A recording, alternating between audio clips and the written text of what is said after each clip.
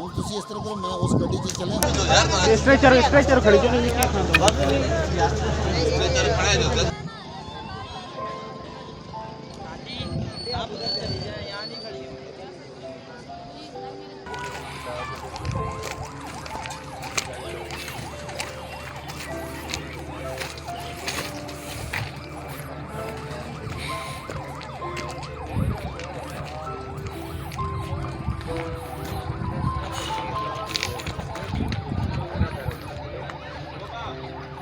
ਹੁਣ ਤੁਸੀਂ ਇਸ ਤਰ੍ਹਾਂ ਕਰੋ, ਮੈਂ ਉਸ ਗੱਡੀ 'ਚ ਚੱਲਿਆ हाँ जी